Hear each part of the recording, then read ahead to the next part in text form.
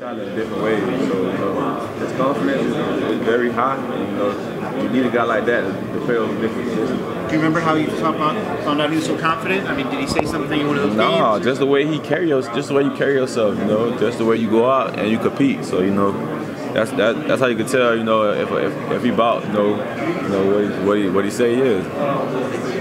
Dalvin, how important is vision to your game? Your vision, how important is that to your game? It's very important, you know.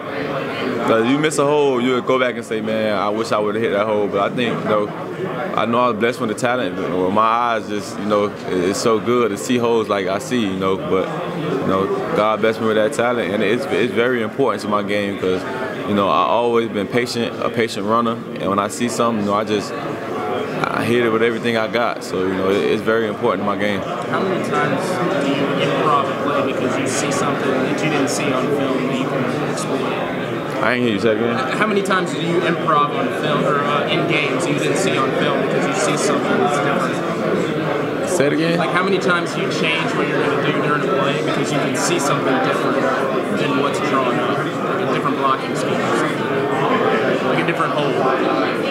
I think it's just all off instinct. And it's all about preparing and watching film. You know, I watch enough film to go back and say, you know, all right, coach told me to read this, but, you know, if I hit this and hit this hole, he won't be mad if I score a touchdown. So, you know, it's all about, you know, just going out there and being a dog. And, you know, that's what I do sometimes, you know, but I always go through my progression of what the coach told me to do, you know. But if I go off a track a little bit and I go get a first down or break a long run, you know, he's still going to say good job. So, you know, that's how, you know, I go out playing the game. So I guess what you're saying basically is the game plan itself, you get some basic study, but there's a natural part of the game that your natural ability just takes. It definitely is. It definitely is. And, you know, you got to have that natural instinct on the field because if you don't, you know, you'll just be a robot out there going through the motion. You know, you'll get your 5 yards, you'll get your 6 yards, and every now and then, every other game, you'll break a run. But, you know, if you want to be consistent and breaking runs and breaking, you know, tackles and stuff like that, you got to have that natural instinct of doing things, and that's not, you know, not going through your progression. That's going through, you know, your coach's progression and your progression at the same time. What's some of the biggest things you learned from Jimbo Fisher in your time in Florida State? Some of the biggest things I done learned, you know, is how to seize the big moments. And, you know, Coach Fisher did a great job of, you know, every moment that came his way, you know, he seized it and, you know, called great plays. And that's what I did. I just looked up to him, you know, as a father figure and took lessons like that, you know. When the big games came, that's when I had my biggest performance. And, you know, I think I learned that from him, you know, seeing how he coached games and be aggressive at things. So, you know, that's what I learned from him. You played with two great quarterbacks, Jameis, Winston, now Deondre, Francois. Can you tell me some of the differences and similarities in the two quarterbacks? It's really not differences. The only difference is Jameis probably taller. That's probably it. But, you know, they both mobile quarterbacks. You know, Deondre probably a little faster than Jameis, but, you know, their confidence out the roof. They're very smart. They come in, you know, they manage to huddle, manage their games, you know.